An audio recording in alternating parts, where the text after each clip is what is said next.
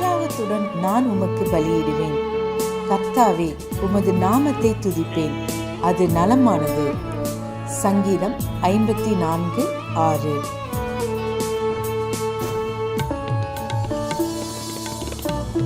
I will freely sacrifice unto thee. I will praise thy name, O Lord, for it is good. Psalms 54:6. ஆண்டவரும் இரட்சகருமாகிய இயேசு கிறிஸ்துவின் நாமத்தினாலே மீண்டும் ஒருமுறை கூட God Goes Ministries மூலமாக இந்த கால வேளையில் உங்களை சந்திப்பதில் பெரும் மகிழ்ச்சி அடைகிறேன். ஆண்டவருடைய பெரிதான கிருபையினாலே 6 மாதங்களை கடந்து 7வது மாதத்தினை காண செய்த தேவனுக்கு கோடான கோடி ஸ்தோத்திரமும் கனமும் மகிமையும் உண்டாவதாக. கடந்த நாட்களிலே தேவனாகிய கர்த்தர் நாம் அனுபவித்த பாடுகளை அறிந்திருக்கிறார். அதை தாங்க பலனையும் தந்திருக்கிறார். அதனால் உண்டான மகிமையையும் மேன்மையையும் வரப்போகிற நாட்களில் நமக்கு நிச்சயமாக உண்டாக போகிறது. நம்முடைய சூழ்நிலைகள், தனிப்பட்ட வாழ்க்கையில் இருக்கிற நெருக்கங்கள் ஒரு விதத்தில் அழுத்தி கொண்டிருக்கலாம். ஆனாலும் தேவனுடைய வார்த்தை சொல்லுகிறபடியே கர்த்தர் ஏற்ற காலத்தை வைத்திருக்கிறார். அந்த ஏற்ற காலத்தை இந்த நாட்களிலே நாம் நிச்சயம் காணப்போகிறோம். என்னோடு சேர்ந்து தேவனை நம்பி அவருடைய நாமத்தினாலே காத்திருங்கள், நிச்சயம் வெற்றி சிறப்போம். கர்த்தருடைய முழுமையான ஆசீர்வாதங்களை பரிபூர்ணமாக பெற்றுக்கொள்ள நீங்கள் ஆயத்தமுள்ளவர்களாக இருப்பீர்கள் என்று விசுவாசிக்கிறேன். கர்த்தர் தாமே இந்த மாதத்திலே நம்மையும் நம் குடும்பத்தினரையும் வெற்றி சிறக்க செய்வாராக. ஆமென்.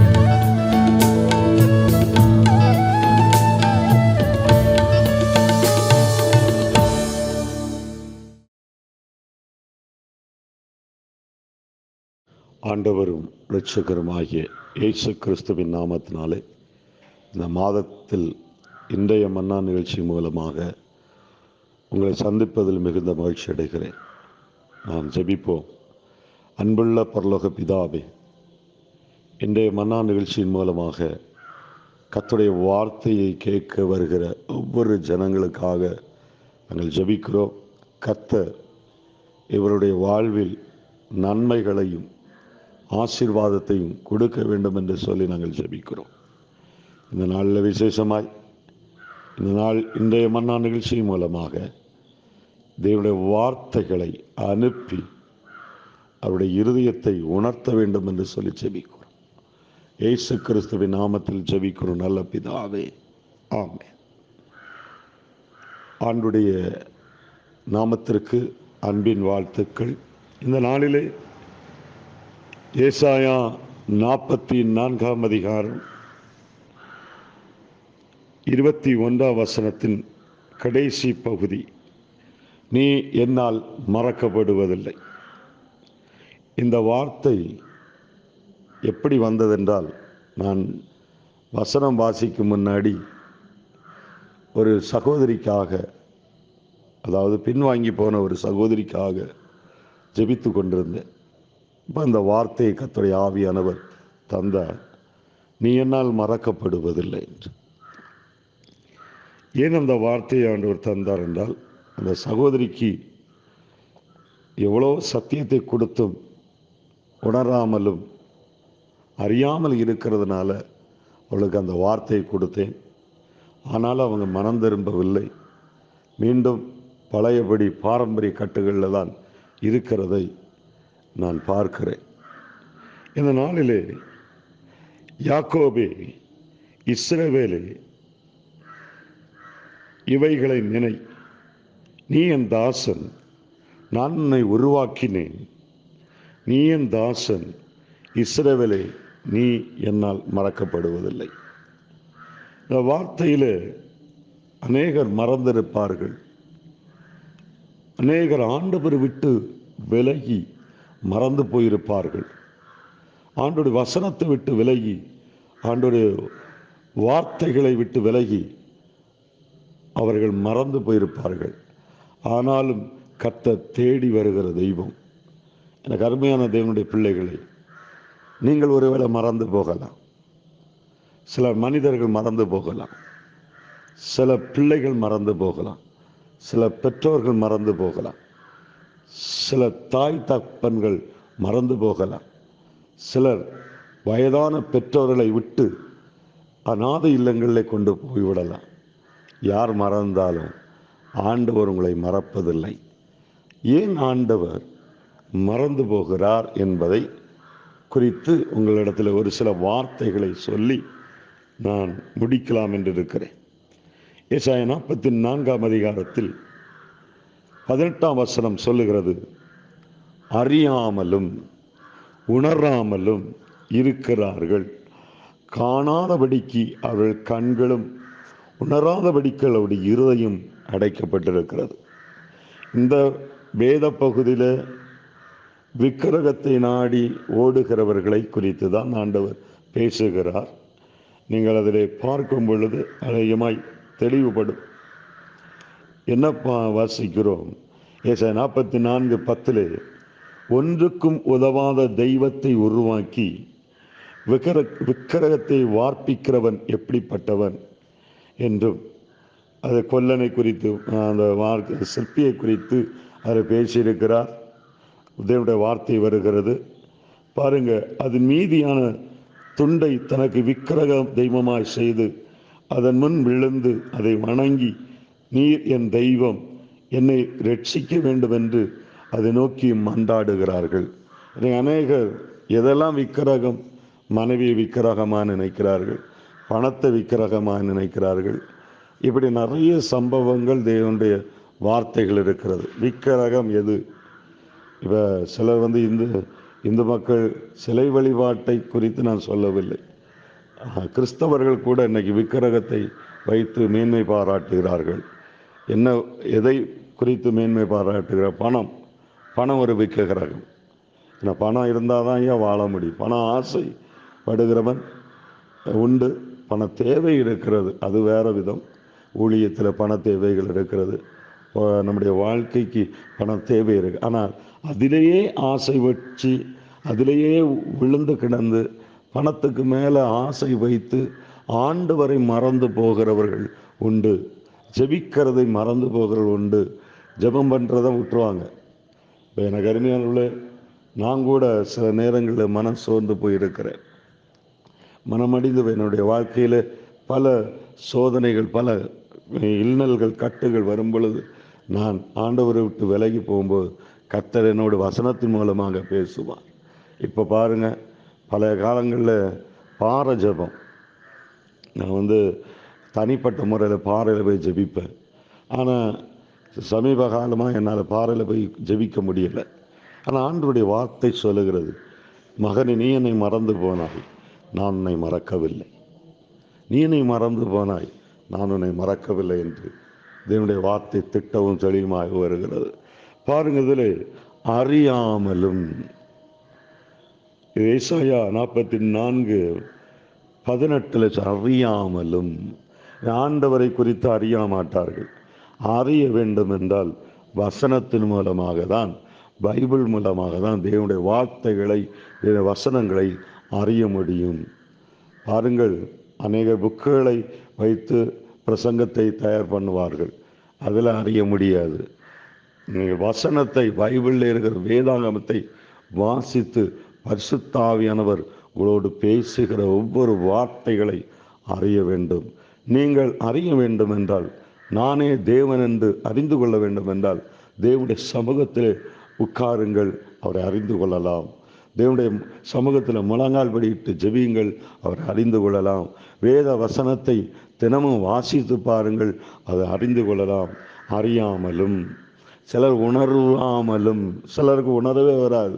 எவ்வளோதான் பிரசங்கத்தை கேட்பார்கள், உணர்வே வராது. எவ்வளோதான் பிரசங்கம், எவ்வளவுதான் பிரசங்கத்தை கேட்டு உணர்வே கிடைக்காது, உணர்வே வரமாட்டேங்குது. உணர்வே இல்லை, சொரணை இல்லை, அப்படி வாயில் சொரணை கிடையாது, உணர்வே இருக்காது. நம்ம சொல்கிறோமே, இந்த வார்த்தைகளை பேசுகிறோமே, நம்ம எப்படி வாழ்கிறோம்? உணராமலும். தேவனுடைய வார்த்தை சொல்லுகிறது, பரிசுத்த ஆவியானவர் உங்களுக்கு வரும்போது பரிசுத்தாவின் பாவத்தை குறித்து, நீதி குறித்து, நியாய தீர்ப்பை குறித்து கண்டித்து உணர்த்துகிறவர். பரிசுத்தாவின் கண்டித்து உணர்த்துகிறவர். அந்த கண்டித்து உணர்ந்தால் கூட சிலர் உணராமல் இருக்கிறார்கள், சிலர் அறியாமல் இருக்கிறார்கள். பாருங்கள், காணாதபடி அவர்களுடைய கண்கள் உணராதபடிக்கும், அவருடைய கண்கள் கூட உணரல. 4 விதமான காரியங்கள்: 1 அறியல, 2 உணரல, 3 காணாதபடிக்கு அவருடைய கண்களும் உணராதபடிக்கு அவருடைய இருதயம் அடைக்கப்படும். காணாதபடிக்கு அவருடைய இருதயம், அவருடைய காணாதபடிக்கு அவருடைய கண்கள் மனக்கண்கள் குருடாக்கப்பட்டிருக்கிறது. மனக்கண்கள் குருடாக்கப்பட்டிருக்கிறது. இருதயம் அடைக்கப்பட்டிருக்கிறது. என்னதான் பிரசங்கத்தை கேட்டாலும், இவ்வளவுதான் வார்த்தைகளை கேட்டாலும் திமிரில் இருப்பார்கள். எனக்கு எல்லாம் தெரியும், மம்மதையில் இருப்பார்கள். அது மதுபானத்தை விட கேடுகட்டதாக இருக்கிறது. சில எல்லாம் எனக்கு தெரியும், எனக்கு என்ன தெரியும், இவன் என்ன புரியும், எனக்கு எல்லாம் தெரியும். நான் பல வருஷ கிறிஸ்தவன், நான் பல வருஷம்தான் ஆண்டவரை தேடிட்டு இருக்கேன், இவன் என்ன தெரியும் என்று சொல்லி இருதயம் அடைக்கப்பட்டிருக்குது. தேவனுடைய வார்த்தையை விசுவாசிப்பதில்லை, தேவனுடைய வார்த்தையை நம்புவதில்லை. எங்களுக்கெல்லாம் இன்னைக்கு அநேக கிறிஸ்தவர்கள் மன்மதையில் இருக்கிற மன்மத போதை. அப்படி என்றால் என்ன அர்த்தம் தெரியுமா? கண்கள் அடைக்கப்பட்டிருக்கிறது, அவருடைய இருதயம் அடைக்கப்பட்டிருக்கிறது, மனம் திரும்புவதில்லை. வேதம் சொல்லுகிறது, மனம் திரும்புங்கள், பரலோக ராஜ்யம் மிகவும் சமீபமாயிருக்கிறது. மனம் திரும்புங்கள், பரலோக ராஜ்யம் மிகவும் சமீபமாயிருக்கிறது. அன்பான தேவனுடைய பிள்ளைகளை, ஆனாலும் கர்த்தர் தேடி போகிறார். பாருங்க, நீ என்னால் மறக்கப்படுவதில்லை, நீ என்னால் மறக்கப்படுவதில்லை. இன்னைக்கு அநேகர் மறந்து போனார்கள், ஆண்டவரை விட்டு மறந்து போனார்கள். சில சூழ்நிலை நிமித்தம் சிலர் ஆண்டவரை விட்டு விலகலாம், ஆனால் ஆண்டவர் அவளை உருவாக்குவார். வேதம் சொல்லுகிறது, அவனை நான் உருவாக்கினேன், அவனை என்னை உருவாக்கினேன். நீ என் தாசன், நீ என் பிள்ளை, நீ என் பிள்ளை, என் மகள், என் மகன் என்று தேடி வருகிற தெய்வம் இயேசு கிறிஸ்து ஒருவர் மட்டுமே. இந்த நாளில் யூடியூப் சேனல் மூலமாக, இந்த செய்தியை இன்றைய மன்னா நிகழ்ச்சி மூலமாக நீங்கள் இந்த வார்த்தைகள் கேட்டிருப்பீர்கள். நீங்கள் உணருங்கள், தேவனை அறியுங்கள். கண்கள் காணாதபடி அவருடைய கண்களும் அவருடைய இருதயம் அடைக்கப்பட்டிருந்தால் மனம் திரும்புங்கள், கர்த்தர் உங்களை ஆசீர்வதிப்பாராக. ஆமென். ஜெபிப்போமா? ஹல்லேலூயா, ஹல்லேலூயா. என் அன்பு தகப்பனே, நீங்கள் அநேகர் மறந்து போனார்கள், என்னால் மறக்கப்படுவது என்று சொன்னீரே. ஆனால் இந்த பகுதியிலே விக்கிரம் செய்கிறவர்களும் விக்கிரத்தை நாடி ஓடியவர்கள் தான். ஆனால் இன்றைக்கி பணத்தை விக்கிரகமாக, மனைவி விக்கிரகமாக, பிள்ளைகளை விக்கிரகமாக கொண்டிருக்கிற கிறிஸ்தவர்கள் உண்டு. ஜெபிக்காமல் ஆண்டவரை மறந்து போனவர்கள் உண்டு. அநேக மறந்திரும்படியாக கர்த்தர் எதிர்பார்க்கிறார். இயேசு கிறிஸ்துவின் நாமத்தினாலே இந்த செய்தியை கேட்ட ஒவ்வொரு பிள்ளைகளும் சந்திக்கப்படட்டும், உணர்வு அடையட்டும், மனம் திரும்பட்டும், இயேசுவின் ராஜ்யத்தின் பிள்ளைகளாக மாறட்டும் என்று சொல்லி ஜெபிக்க.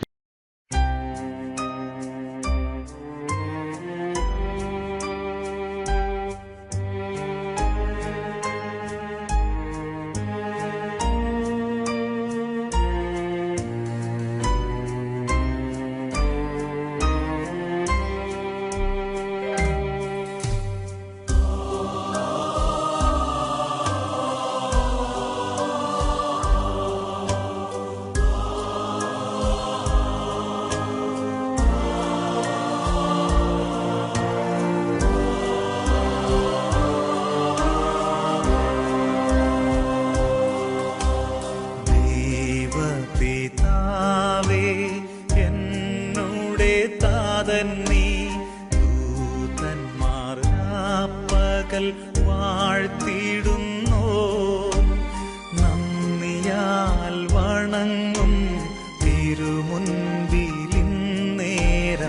എന്നുമെന്നും നീ ആരാധ്യനാം. നന്ദിയാൽ വണങ്ങും തിരുമുൻപിലിന്നേരം എന്നുമെന്നും നീ ആരാധ്യനാം. നീ പരിശുദ്ധൻ, നീ എന്നും സ്തുത്യൻ. ദൈവമേ നീ മാത്രം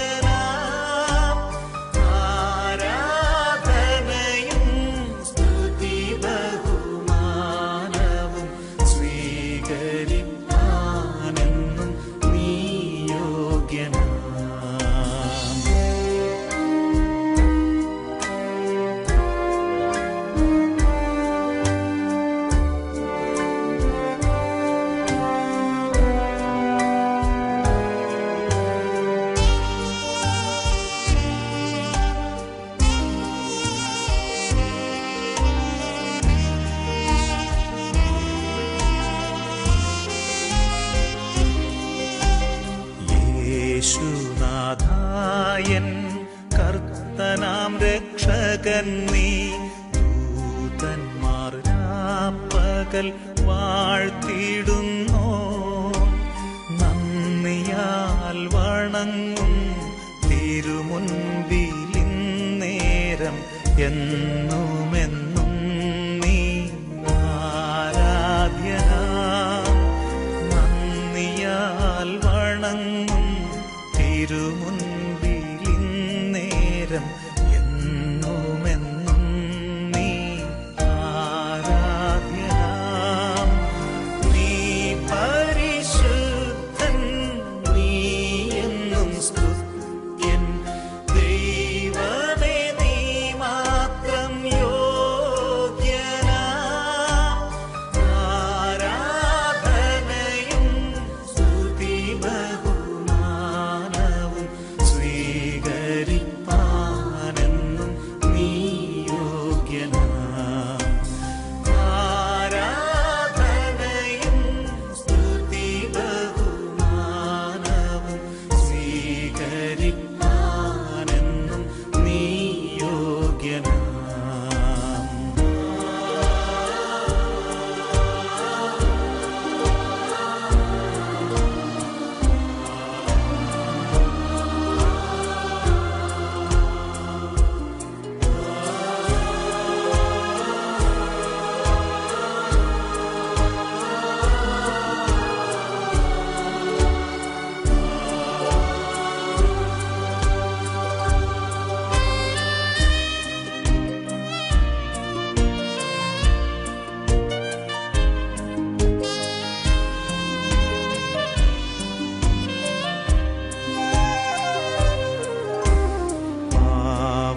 പാവനാത്മാവേ ആശ്വാസപ്രദൻ നീ.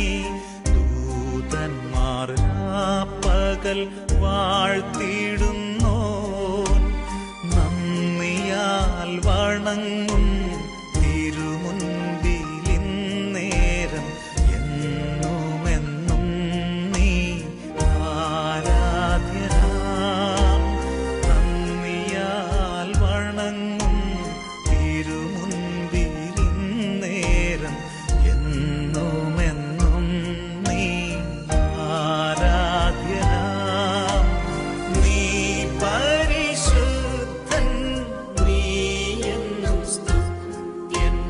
ദൈവമേ നീ മാത്രം യോഗ്യനാം. ആരാധനയും സ്തുതി ബഹുമാനവും സ്വീകരിപ്പാനെന്നും നീ യോഗ്യനാം. ആരാധനയും സ്തുതി ബഹുമാനവും സ്വീകരിപ്പാനെന്നും നീ യോഗ്യനാം. ദൈവപിതാവേ എന്നുടെ താതൻ നീ. ദൂതന്മാർ രാപ്പകൽ